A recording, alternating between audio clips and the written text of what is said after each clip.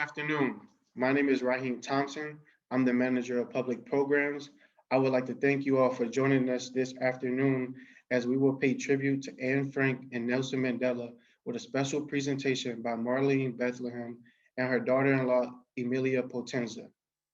Marlene was the first woman to be elected as National Chairperson of South Africa Board of Deputies.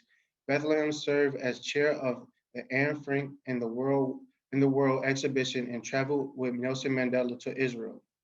Marlene was a renowned professional tennis player and coach. In 1974, she was appointed to coach the first ever Black South African women's tennis team. She received many awards for her incredible acts of service to the South African Jewish community. Emilia is the Curator of Exhibitions and Education at the Apartheid Museum in Johannesburg. She is passionate about history, education, and art, and in the intersection between them both. Throughout her career, Emilia has been involved in fighting racism and discrimination through education. As a student and then a teacher, she was actively involved in opposing apartheid in the late 1970s and 1980s. I would like to welcome Emilia and Marlene as they will share a presentation, PowerPoint, and discussion with all their history and background with Nelson Mandela and Anne Frank. Thank you.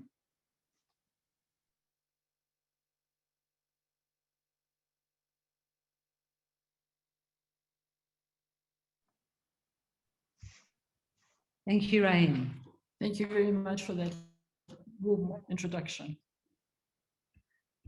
So I'd like to welcome those who are participating in the US.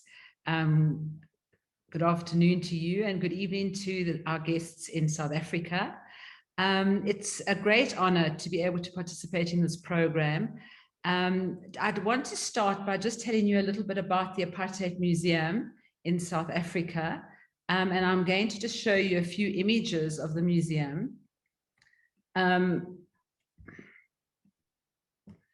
So this is what the museum looked like when it was first opened in 2001.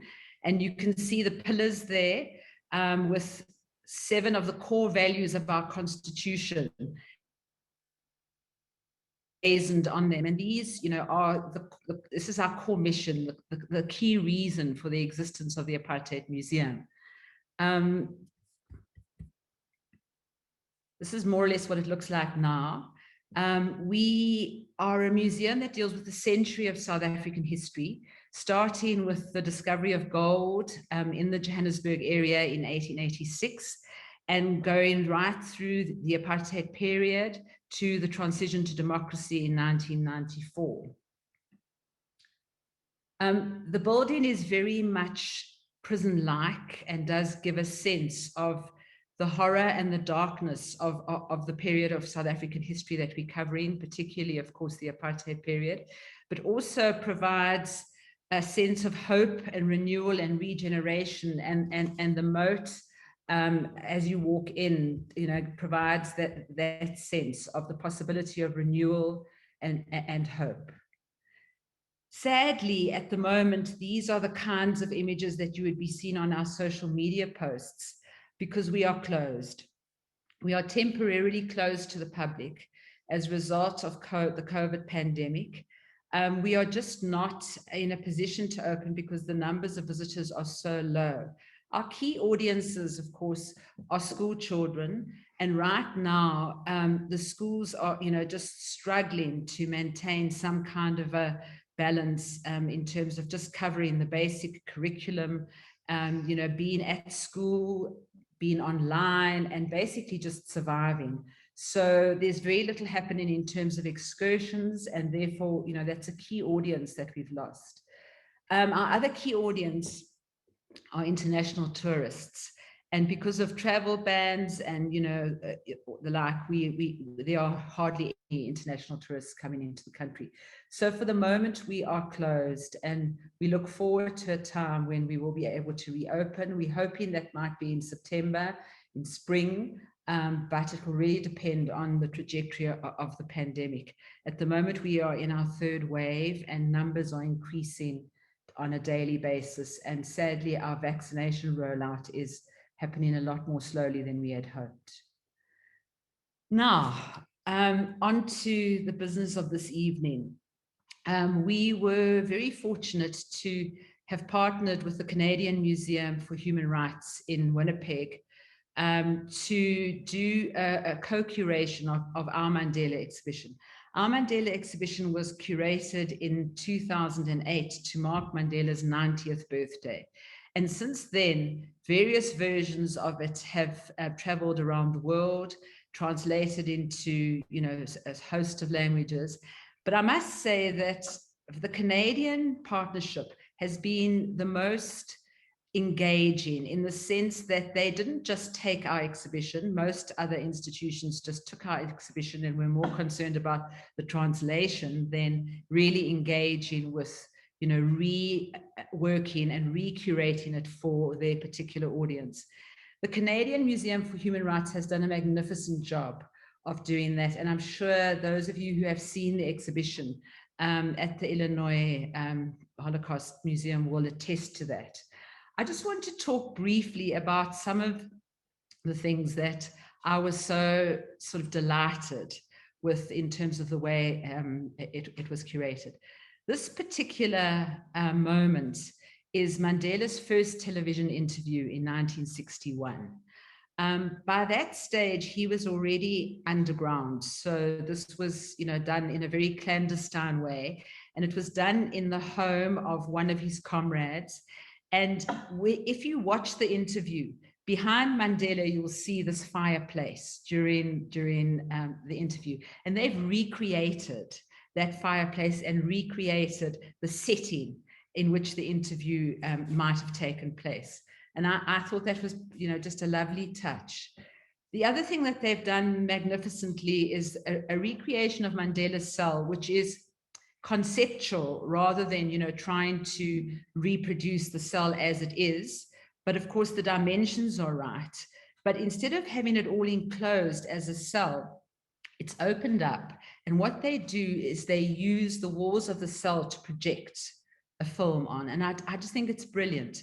And they've got a couple of films that narrate the prison experience that are projected in that way. And you can immerse yourself in this space and experience the film and almost experience what it might have been like to be on Robben Island. And then this is also a very inspired touch. If you look at images of student protest in 1976, so for those of you who may not know, 1976 was a watershed year in South African history because it was the time of the Soweto uprisings, when thousands of students, initially in Soweto and then around the country, protested against the inferior form of education, Bantu education as it was called, that they were subjected to. And of course, they had no weapons and they were defenseless against a very armed and brutal police and force and army. What they used very often were the lids of garbage bins, which you can see in the images here. And they're kind of metal lids, which they almost used as shields. And you can see in the photograph, the black and white photograph, the historical photograph, a student holding a dustbin lid as a shield in order to protect himself. And the one last touch that I wanted to highlight was this, what we called a Casper, or an armored vehicle. Now, I could not believe my eyes when I saw this in Winnipeg at the launch of this exhibition. This is recreated, refabricated out of, a hard kind of board. And I'm not exactly sure how it's been displayed in Illinois, but it was designed in such a way that it could fold up and be mobile. And I just want you to see what it's based on. I'm going to show you an image of the real thing in our museum. You can see how gobsmacking it is that they were able to recreate this huge armored vehicle in such a convincing and credible way, and to do it in a way that could be mobile and transportable to other venues. So those were just some of the, extraordinary highlights for me. Now, of course, our narrative brings us to the moment of Mandela's release and the intersection with Anne Frank. Mandela was released from Robben Island on the 11th of February, 1994. And this is our kind of JFK moment. I think everybody who was young, old enough can remember exactly what they were doing when the announcement was made by the then president of South Africa, F.W. de Klerk, that Mandela would be released on the 11th of February. And Mandela, interestingly enough, insisted that he did not want to be driven out of prison. He insisted that he wanted to walk to his freedom. And so that is what happened on that glorious day in our history. And a few months later, sorry, this was in 1990. I don't know, I might have said 1994. Yeah. Sorry, this was the 11th of February, 1990. 4 years later, after very difficult and protracted negotiations, and in fact, a civil war in the country, Mandela became the first democratically elected president of South Africa. And this particular moment is very close to my heart. Here, Archbishop Desmond Tutu is introducing Mandela as president of the country at the Grand Parade in Cape Town. And he introduces him as our brand new, out of the box President Nelson Mandela. And it was only 3 or 4 months later that he opened the Anne Frank exhibition in Johannesburg. And Marlene will tell you all about that. Thank you. It's such a pleasure to be with you. Well, I was saying this evening, but it's a pleasure to be with you. And I must add that I'm sure you will imagine that it's a great pleasure for me also to be alongside my daughter-in-law, Emilia.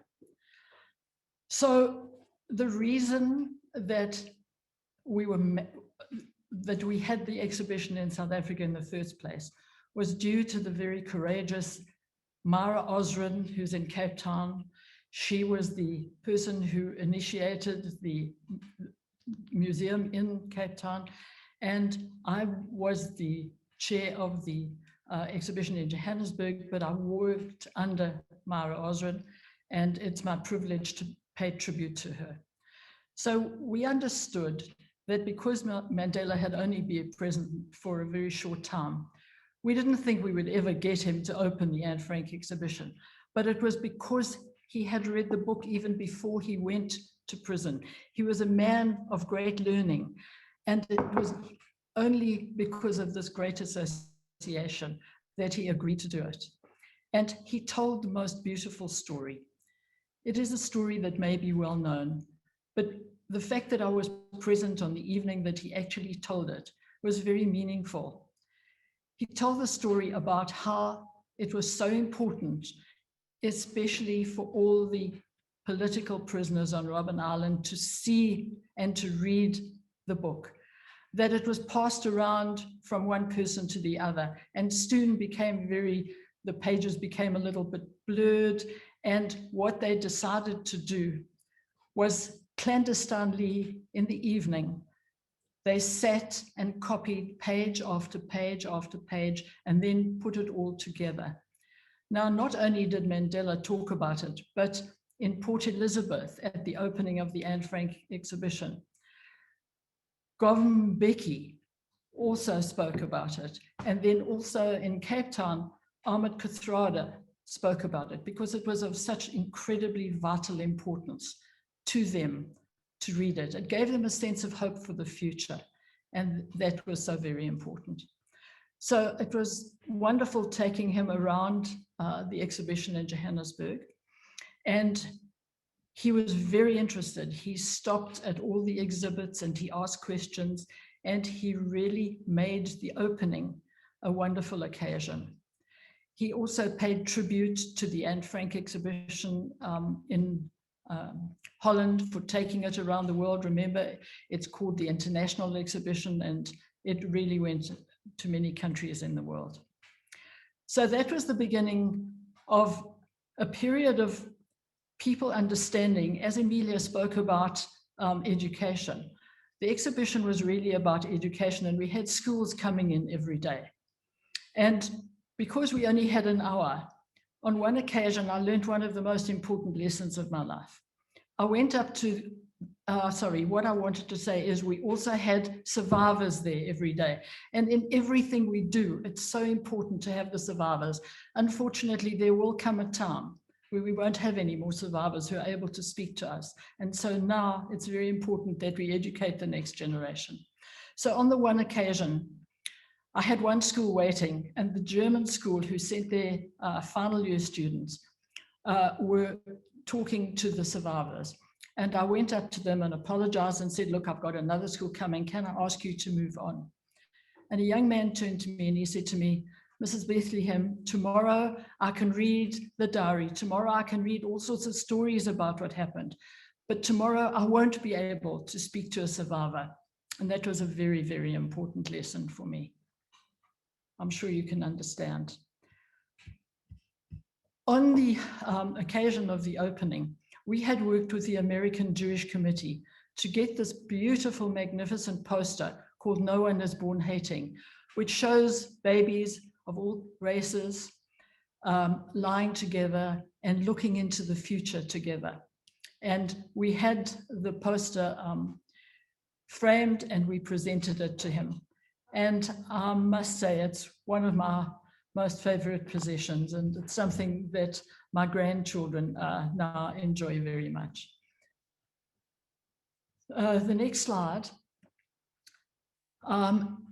takes me some time later, but at this very important point, I want to bring in the whole existence of the dreadful situation that the Frank children had to undergo. And this is a picture. I was at Bergen-Belsen on 2 occasions in Germany. The occasions I'll tell you about later, but this is not a grave. This is a memorial stone.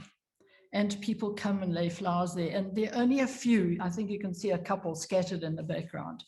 The reason for it is people were allowed to come and do it only if they were sure that family members actually died at Bergen-Belsen. And I'll talk much more about Bergen-Belsen later, but I thought at this point it would be very important to show you the fact that there is this memorial stone. Okay, we're going. Yeah.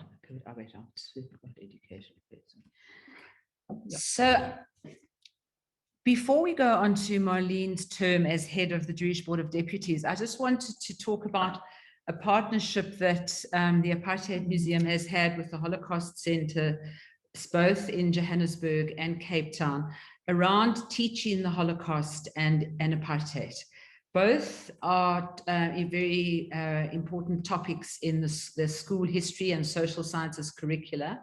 And we have collaborated to train teachers and to run programs for learners that focus on developing an understanding of the factors that impact on our identity, reflecting our perception of others, to identify bias, stereotyping, and assumptions, to develop knowledge and understanding of the ways in which racial states are created through the manipulation and construction of identity.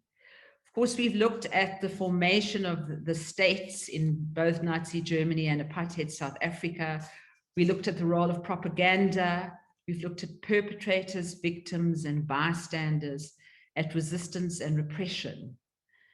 We've looked at justice and reconciliation, looking at the Nuremberg trials, our own Truth and Reconciliation Commission, as well as things like the International Tribunal in Rwanda. And we've looked at memorialization. How do we remember and why do we remember? Our key mission as an institution is to promote social justice and anti-racism, to fight racism, discrimination, and prejudice wherever we encounter it. So now on to Marlene as the next chapter, as it were, of her life, when she became the first woman to become the head of, and then the president of the Jewish Board of Deputies. And that took her all over. And we'll be focusing on Israel and Israel with Mandela. Thank you, Emilia. So as you can imagine, and as I'm sure you all know, Mandela was invited all over the world, and he attended wonderful ceremonies all over the world. I'm sure you'll remember going down the Pall Mall in a carriage with the Queen. Anyway, Mandela had invitations from Israel, but he didn't want to go when Benjamin Netanyahu was the prime minister. He felt that Mr. Netanyahu was not a partner in peace. Then they had elections, as they've had now, and as you know, a few of them. But then Ehud Barak became not the president, the prime minister. And then Mandela decided that he was going to the Middle East anyway, that he would come to Israel. And it was such a privilege. The picture on the left is Rabbi Harris, who was the chief rabbi of South Africa. You will recognize the gentleman in the middle. It's President Asa Weizmann, President of Israel. Next to him was the Israeli ambassador to South Africa, Uri Oren. And on the other side is late Mr. Russell Gadden, and I'm afraid late Rabbi Harris as well, Zichron Livracha. So I was very privileged to be in that setting with them.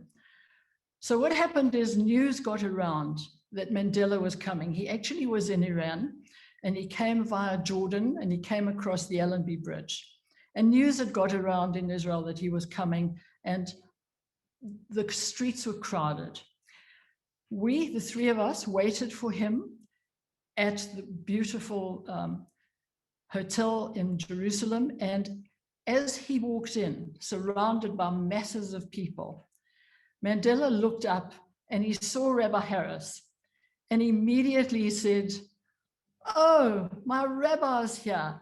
Now I feel welcome in Jerusalem," which was so typical of him.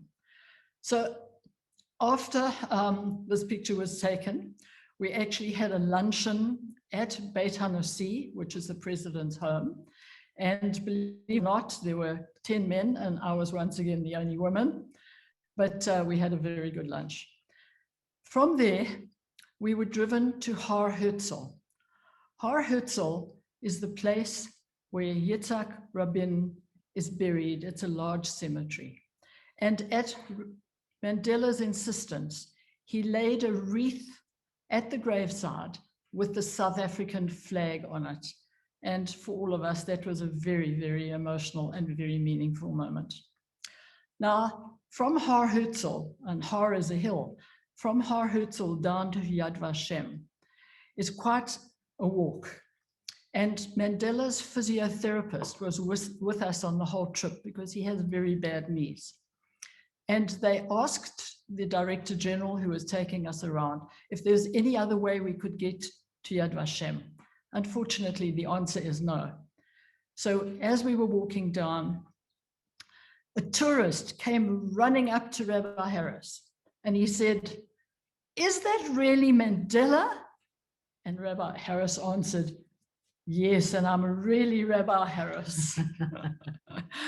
And then when we did finally arrive at the entrance, there were a lot of school children there. As you know, they get brought in and day out. And Mandela stopped to talk to them.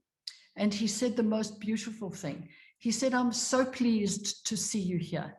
And you must go home and tell your friends to come as well, because only when we know what happened, we will be able to make sure that it never happens again." Then we were shown around. They had the Director General of the Yad Vashem Museum taking President Mandela around. And we went through various places.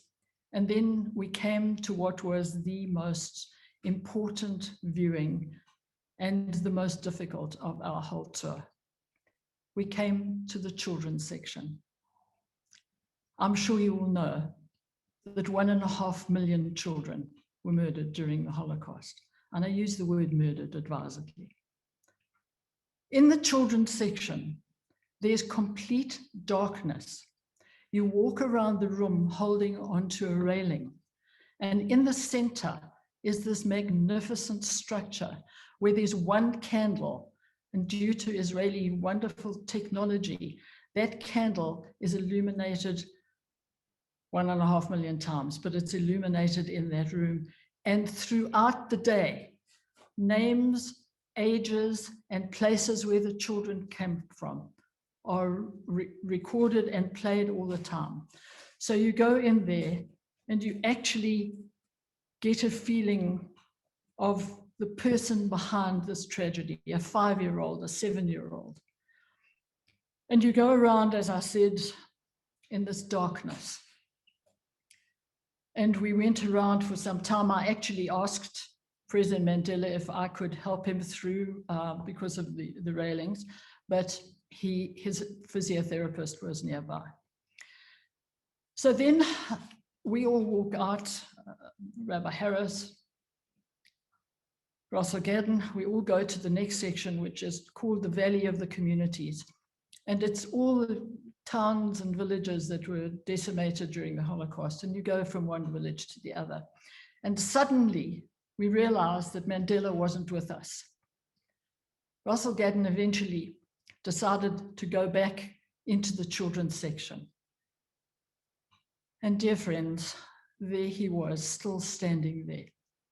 Mandela could not take himself away from that children's section. And please remember that his children didn't grow up with him. He didn't see his children growing up. And all the time we've known him, we've known of his incredible love for children. There was once a situation in Johannesburg where there were a lot of children and everybody was talking to him, and one child touched him on the arm and said, "President Mandela, I'm blind. Can I please touch your face?" And Mandela, in his usual way, bent down, went down on his knees so that the child could touch his face. So you can understand how very important this visit was. And after the visit, he wrote something in the visitor's book. And he said, "This was a most painful but very enriching experience."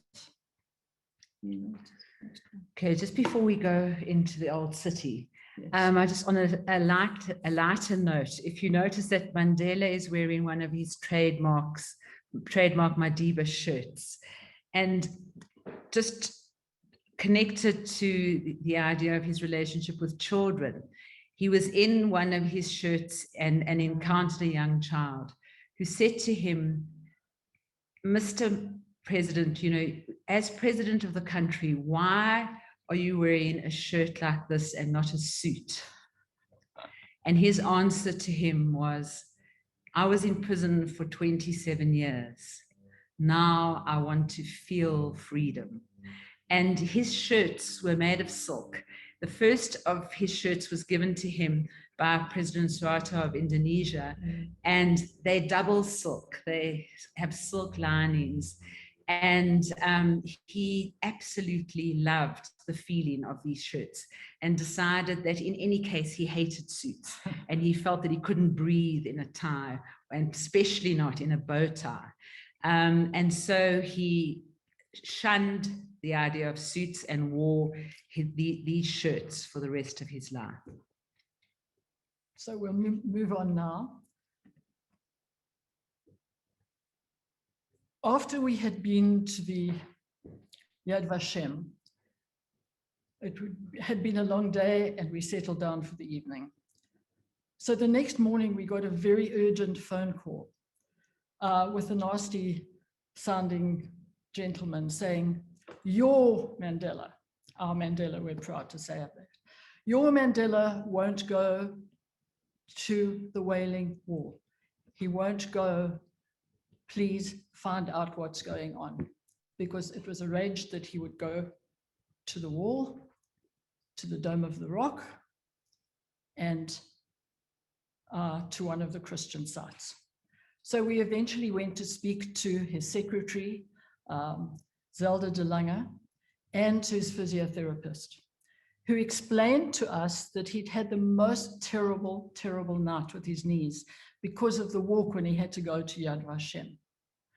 And so it's very understandable that there was a means of getting to the wall, to the Wailing Wall, to our precious and most sacred place by car, because you just get out the car and you're there.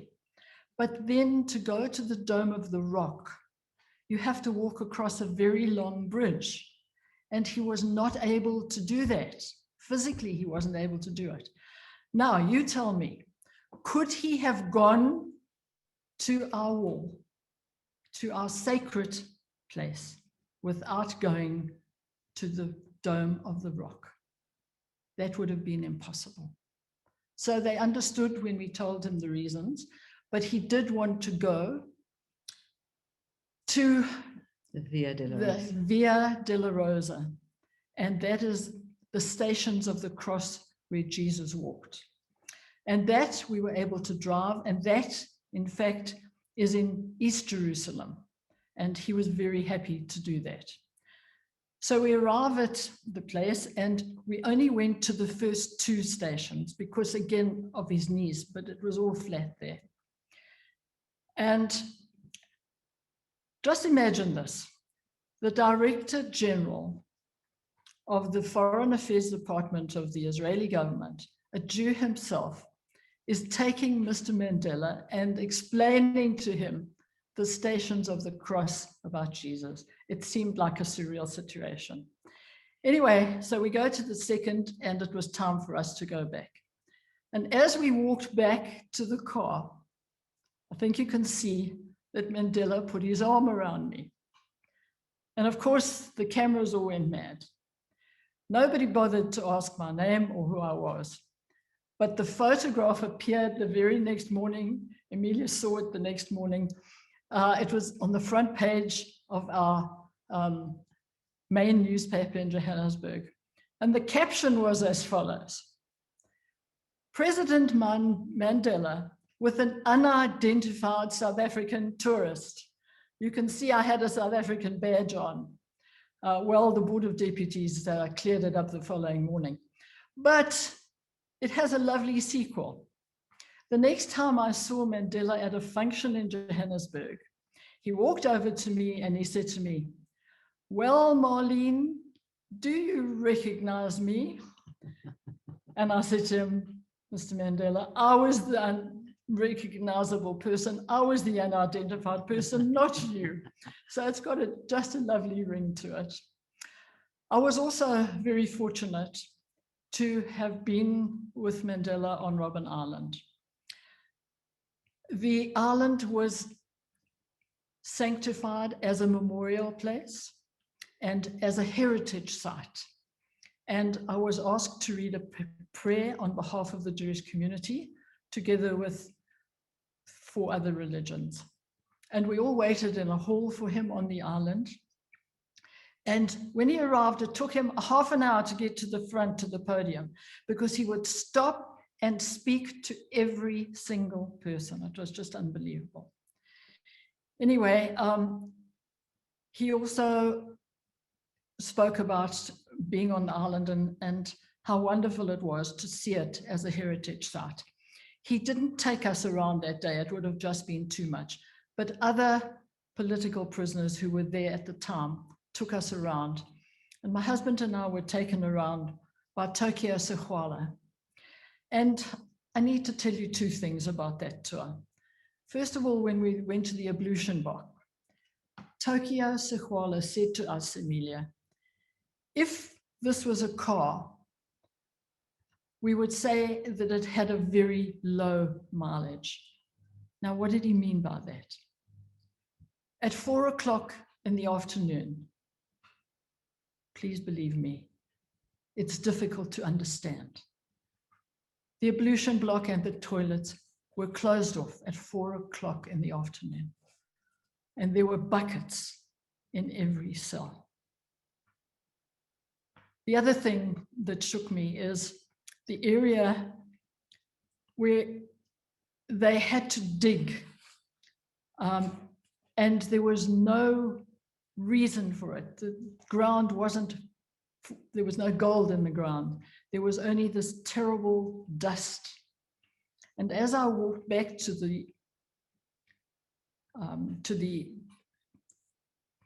beautiful boat that had brought us across from Cape Town, I looked down and I saw my husbands were covered in that dreadful grey dust. And I must tell you that it actually ruined Mandela's eyesight and many of the other people from digging in that dust all day long.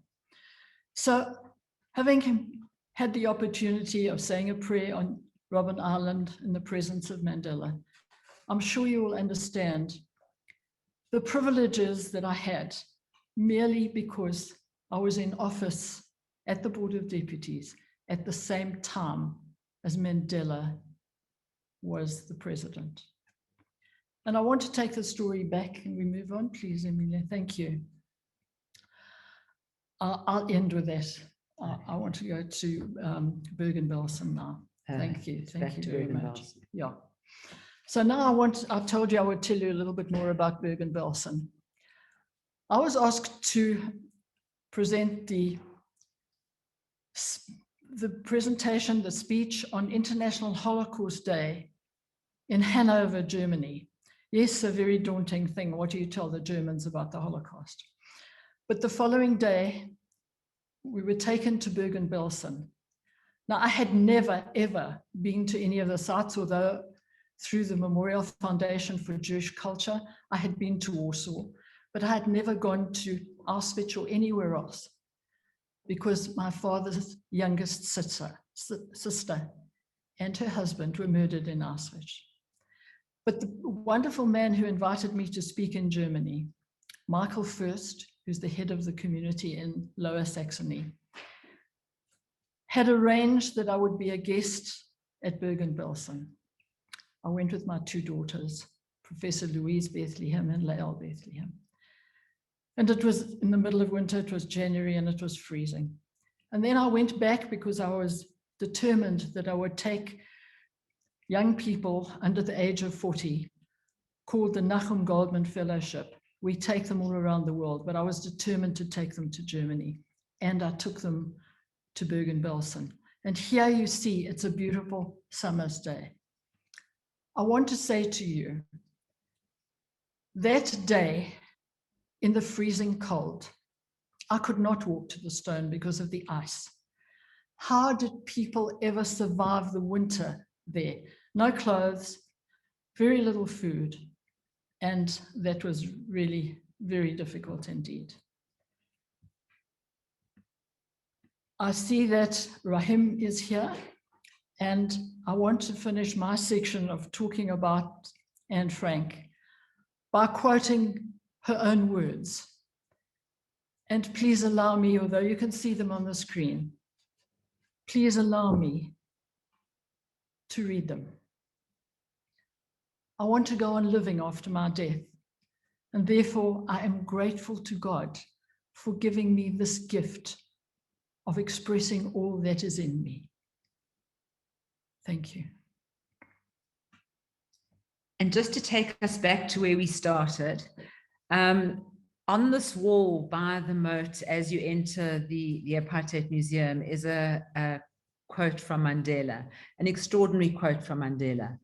To be free is not merely to cast off one's chains, but to live in a way that respects and enhances the freedom of others.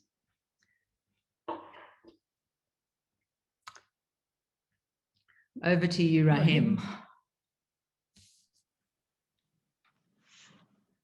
All right, thank you for your presentation. You can share your screen now, then we're going to get into some questions, some Q&A.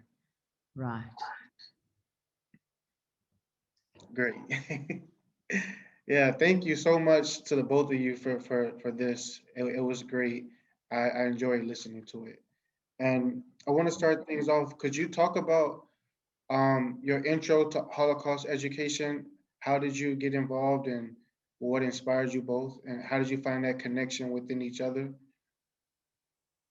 So you started the Right. So for me, it happened when we were involved in redesigning the school history curriculum after the end of apartheid and the transition to democracy. And one of the things that was built into the new curriculum was the teaching and learning of both the Holocaust and apartheid. And so we the Holocaust Center in Cape Town was already very active in Holocaust education, and we partnered with them ahead of the Holocaust Center in Johannesburg that only came later, and started to explore ways of training teachers to teach both, because actually what we found was that surprisingly, most South African teachers felt that they knew how to teach apartheid because, or unsurprisingly, because they had lived through apartheid. But actually, and also often, most teachers claimed that they had been activists when very often they hadn't. So there was a real lack of knowledge and understanding of the apartheid period, and equally of World War II and the Holocaust. And to teach these very complex and harrowing topics in an engaging way is a real challenge. And unfortunately, apartheid has become a topic that, I think there's fatigue about learning about apartheid. And I hope that the same doesn't apply to the Holocaust. It's a challenge. It's a challenge to keep, regenerating ways of teaching these topics in a way that is engaging and meaningful to young people. And I think it's a crucial challenge that, I hope we are managing to meet. So Rahim, from my point of view, you've already heard that I had a family member that was murdered in Auschwitz. And during the time of the Anne Frank exhibition, I was chairman of the provincial, I wasn't the national chair yet, I was the provincial chair, and they asked me to go around and to take children around. And that was a very, very important learning experience for me, because when you teach, you learn at the same time. And that was wonderful. And then the South African Jewish Board of Deputies is the political arm of the Jewish community, and we represent the community to government. And on many occasions, government asked me to come and talk about the Holocaust and my personal experiences as well, the Holocaust. My personal experiences, you heard my aunt and her husband were killed, murdered in Auschwitz. But due to an underground French movement, there was a movement that started looking after children. And my aunt was in southern France, near Lille, and she knew when the trains were coming, what was happening and where she was going. By that time, everybody knew. And it was arranged that my cousin, aged 6, and another little boy would be dropped off in a little village high up near Lille called Hout de Ville. And a Catholic family looked after him for 2 years, looked after them for 2 years. And so Holocaust and Holocaust education has been a part of my life for a very long time. And my main goal at the moment, I've spoken about this personal experience all over South Africa. And my main goal at the moment is to make sure that that second generation knows all about it. And that's why it's so important to me. Absolutely. And I'm sure having to recount that personal experience with your family is horrifying and is a lot to carry, but how have you used that in teaching others, and what did you learn? As you say, through teaching you learn, what have you learned as well? So one of the things when I mentioned that my cousins were looked after by this Catholic family.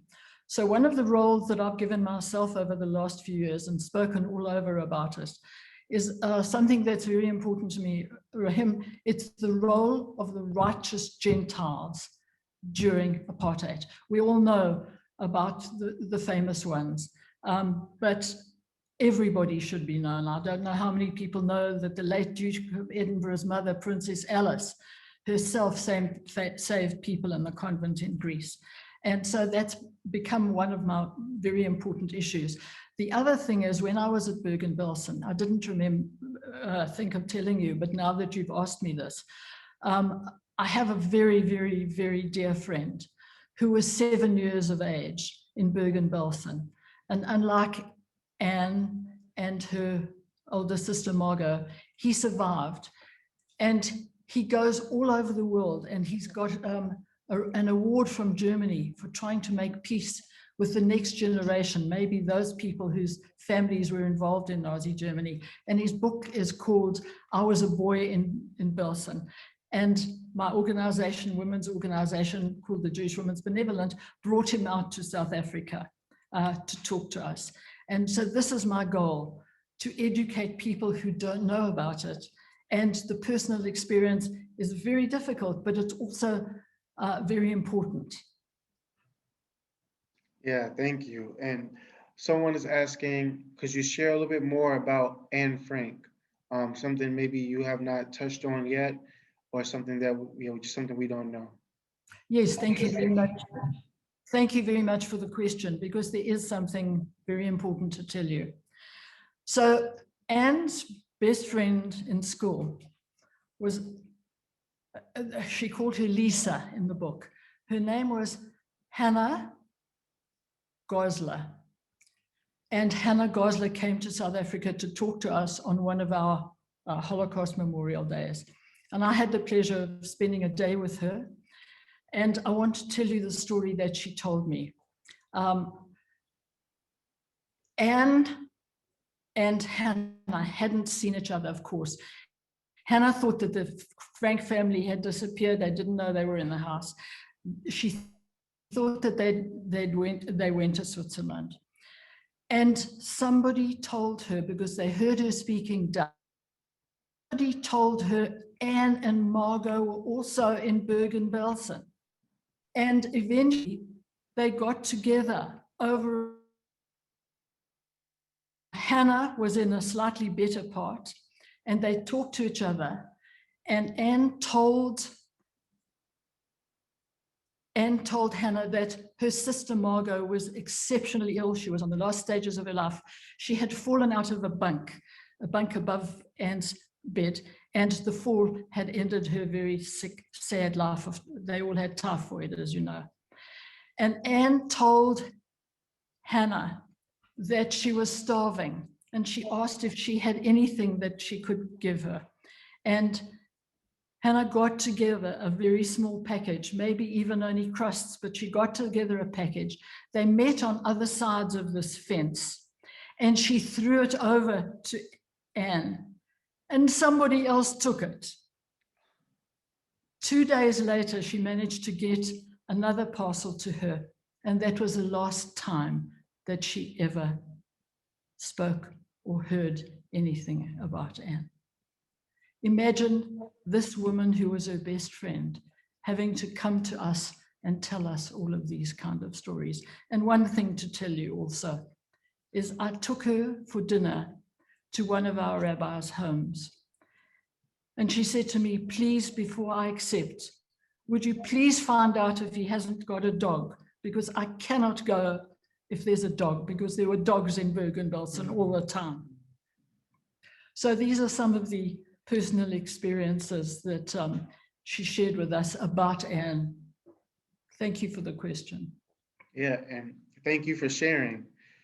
Our next question is, where is your cousin now? What is he doing? Okay, so thank you. My cousin was told by his mother as she threw him out of the train on that station, be good, don't cry, and play with the other little boy. And I was fortunate enough that he told me that himself in Israel one year when I went to see him. After the war, the Red Cross put pictures of all the children who were saved in newspapers around the world. And my grandparents recognized him and brought him up in Israel. And he married and lived in Israel. He, unfortunately, is not alive anymore.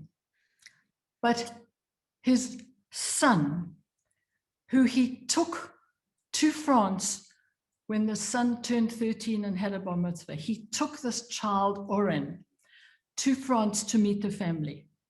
And he arrived at the little farmhouse where they lived. And he said to the old man who was sitting in the garden, he said, "Papa, do you remember a boy?" And the man turned to him and said in France, "Yosef, is that you?" And he went back and he worked with Yad Vashem very closely to honor that family and to honor that village, because everybody knew there were 2 Jewish boys in the village, but nobody said a word. And you can find it on the internet. It's called The Village That Kept the Code of Silence. And the wonderful thing to tell you is that his son, Oren, who went to meet the family, was present with me when I spoke at International Holocaust Day in Germany, and I introduced him and his daughter to the audience. And I'm also delighted to be able to tell you there's now a 3rd generation. And so that is so wonderful, because the Nazis tried to wipe out the Jewish nation. They didn't succeed. The light was dimmed, but Am Israel Chai, the people of Israel, live on. Yeah, and Emilia. Sorry. Yes. The Jewish people live on, not the people of Israel, the Jews all over the world. Am Israel Chai means the people, the Jewish people live on. Yeah, no worries. Emilia, how being close to Marlene and all the wealth of knowledge and history she has, how does that impact your work and the message you do with teaching? Okay, so you know, the whole reason for the Apartheid Museum, for the existence of the Apartheid Museum, is to confront racism, discrimination, prejudice wherever we may encounter it. And you know, things are not as simple in some ways as they were during the apartheid period, where, you know, if I can put it this way, things were more black and white than they are now. And you know, we're dealing with discrimination and racism on so many levels, particularly around xenophobia. You know, there's a lot of difficulty in our country around what we call foreign nationals, because, you know, the economic climate is desperate, because, you know, unemployment is high, because COVID has exacerbated things. And so there are, you know, a whole range of contemporary issues that confront us as a society, that connect with the history that we're teaching. The history that we're teaching helps, hopefully, to understand and make sense of the present, and also to give us, you know, some guidance and inspiration for advocacy and activism and solidarity, as we have witnessed, you know, over the last decades in our country, and what kind of changes that has brought. Without activism, you know, resistance and solidarity, we would not have experienced the transition to democracy that we have. And if I may ask you a question, Raim. Now, I'm just interested to know how that is playing itself out at your museum in relation to Black Lives Matter, and, you know, the kind of contemporary moment that we're in globally, because it's shifting things, and you know, we need to shift, and it's very challenging for institutions like ours to, you know, why should young people today care about the history and the story that your museum is presenting, and the history and the story that our museum is presenting? All right, we're doing a little quick role reversal. All right.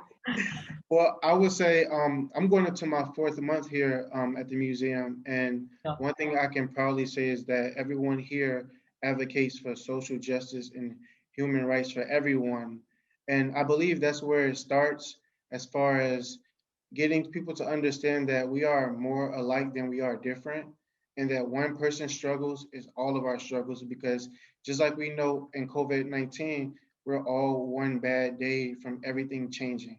And one thing that saves us is humanity. We need each other more than we think we do. And I would just say that we're doing a lot of great work, and we have a lot of great things coming up. We have our Juneteenth program coming up in a week or so. Then we have our Pride program, and we're going to have many great programs that advocate for everyone. And the Holocaust will always be our foundation, but there's a lot of growth and new things coming as well. Thank you for that. Any more questions? Yes, all right. I have one more question, but before I ask that last question, I just would like to thank everyone for joining us today. It was just nice meeting you too. And if you have a moment before you leave, please fill out the survey in the chat. We would love to receive your feedback on how we can improve our programs. We also have a link to our upcoming programs in the chat. And lastly, I would like to know what's next for you two. How can we follow your work? What do you have planned? Please let us know before we leave. Okay, that's a very good question. You did briefly mention, and it's not a topic for today, but you did briefly mention my tennis background and the kind of lifespan that I've had being on the board of deputies and having this incredible situation of being close to Mandela all the time has led me to write my memoirs. And it's a great big problem. It's a huge project.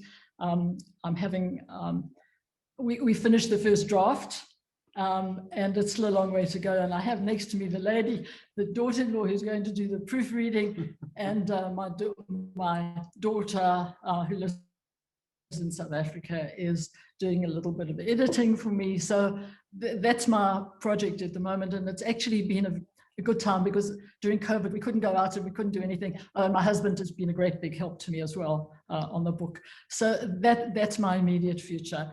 And I do have already some invitations to go and speak to Holocaust survivors again. And I am in the process of curating a major exhibition on Archbishop Desmond Tutu and the role of the churches in the struggle against apartheid. Archbishop Tutu will turn 90 in October this year, and I'm very much reminded of the fact that he was at the launch of the Mandela Exhibition, which I curated for Mandela's 90th birthday. So I feel very honored to be able to be working on this exhibition, which will be a temporary exhibition at our museum when it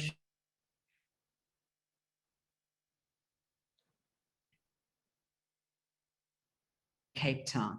So I'm very wonderful to come to your meeting. Emilia, to say how thrilled we were when Mandela was able to come to his own. Okay, perhaps in closing, Mandela did not attend the launch of our exhibition because it was one of his close friends and comrades' birthdays, Albertina Sisulu, who was the same age as him. And he chose to spend the day with her, which I could completely understand and respect. But of course, it was quite sad for me that he wasn't at the launch.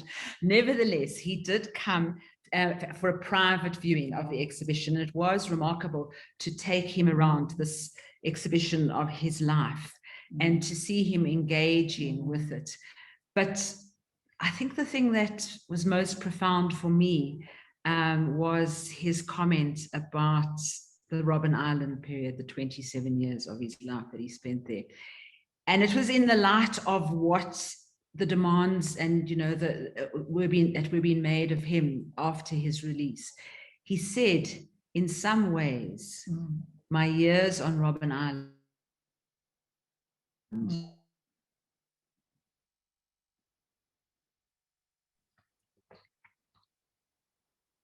So I think that sums up the person. And I think the quote from Anne Frank about thanking God just sum up two incredible people in this world. Absolutely. Well, once again, thank you so much for joining us. It was great listening to you all. Your experiences are great, and it was interesting to hear. I feel like I could listen to it for another hour, but we'll have to see in the future. But thank you so much. I hope Thank you you for all have a having good us. night. Yeah, and it was And nice meeting you all. thank you very much indeed. go well. All right, have a great day. Bye.